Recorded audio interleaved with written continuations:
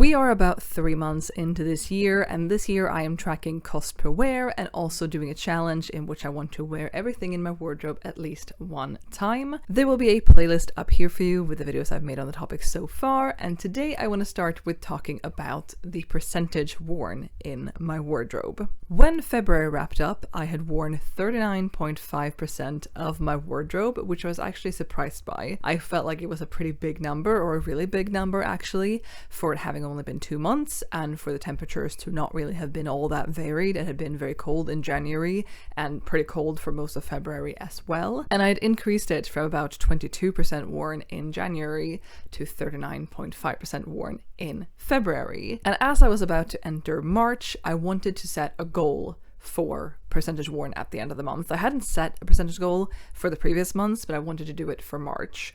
And since spring was sort of starting to creep in just a little bit in March, or at least that was my hope, and also because I had such an increase from January to February, I decided to aim to wear 50% of my wardrobe total, like including the original 39.5%, but to at the end of March have worn 50% of the items in my wardrobe. And I can tell you today that I wore 51%.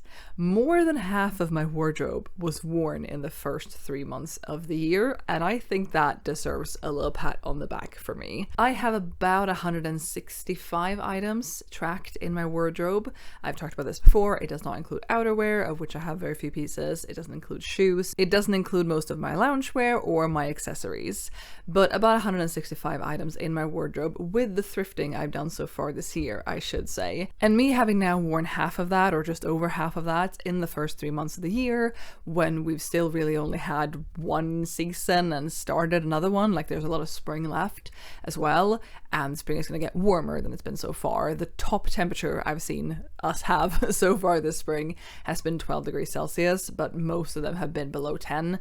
Many of the days have been like 6 degrees, I want to say. It hasn't really been all that warm yet. Spring can get into like 18, 20 degrees if it's a warm spring, but like there are warmer temperatures coming that are still spring, for which I will wear clothes. Even so, having worn half of it in 3 months, I find really impressive actually, and I definitely have some pieces that are dedicated winter pieces, like this cardigan for example. I'm not expecting to be wearing this come July, and I also have several warm weather pieces that I'm not reaching for yet because it's simply too cold, but I'm really happy with the 51%, and that means that I hit and surpassed the 50% goal. As for the cost per wear, I have 3 different looks at this for this month. First of all, there's a video up here. I have done some thrifting. This video is a collective thrift haul for everything I've thrifted so far this year, so March and previously, and some of the pieces did enter my wardrobe in March, therefore money was spent, therefore the cost per wear increased, right? But also, I was digging through some paper storage I have, like some notebooks and stuff I have, and I found this. This is a little composition notebook that I got a few years ago, and this is what I used to track my spending in Japan. So I went to Japan last year. It's pretty much a year since we came back home. My husband and I were there for about a month, 5 weeks, 4.5 weeks, something like that. It was amazing. And I've talked on this channel before about how I track my spending and I have a budget spreadsheet and all of that. And that is digital. However, while in Japan, when I was also using a lot of cash, because Japan is still fairly cash-based, I wanted to track my spending in this, and so I did. And it worked really well, and everything that I spent that was cash, I never put into my digital spreadsheet, but when I paid with my card in Japan, that went into the spreadsheet to keep track of everything nice and neat and in a way that worked for me.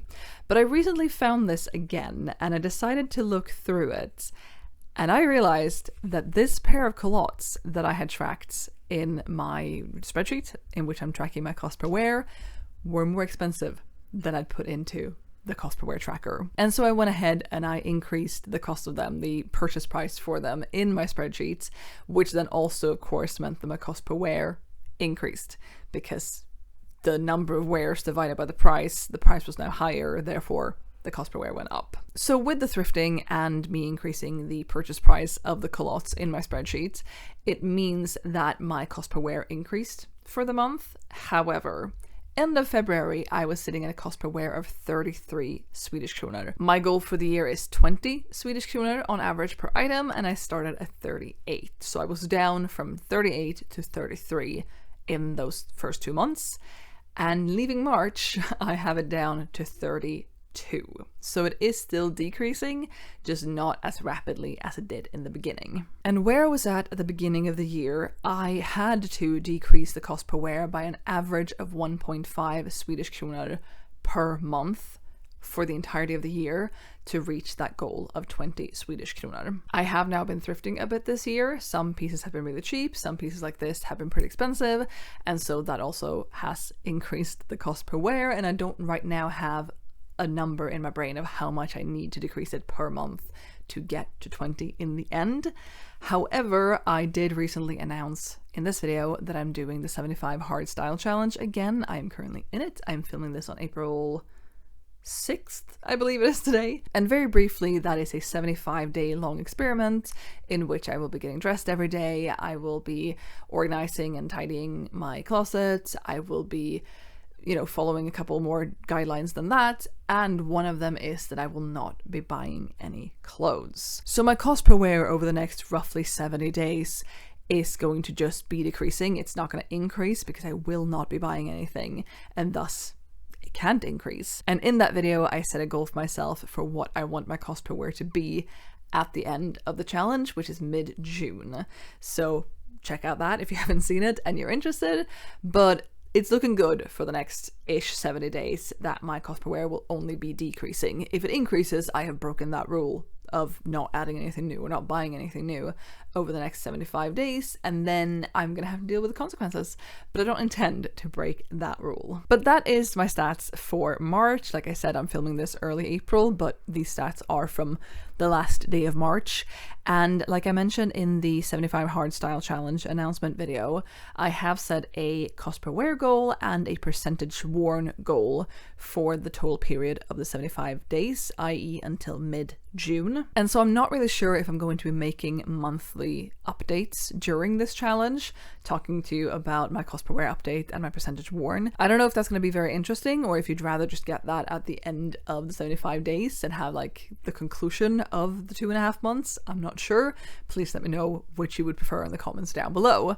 But it's going really well. I am excited for the 75 hard style challenge that I'm currently doing, and I'm really happy with how the wear everything and the cost per wear tracking has been going so far. I like the progress I've been making. Again, I don't know exactly how much I need to lower it on average per month to hit my goal now, but it is going well. I am happy with how it's going, and hopefully I will reach my goals, both the sort of mid-year aspect or the end of the 75 hard style challenge goals I have, but also until the end of the year. I hope I can do it, and I'm making very good progress with the wearing everything at the very least. The cost per wear is also improving, but it hasn't been quite as linear. And of course, when I have been adding items throughout the year so far through the thrifting I've been doing, not only has that affected my cost per wear, it has also lowered the percentage worn in my wardrobe.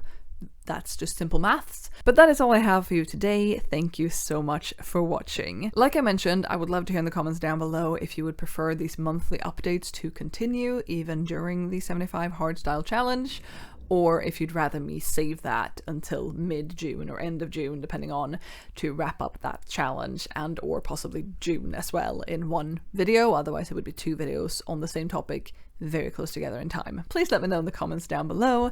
I'll be back with another video soon, so I hope to see you then. Bye!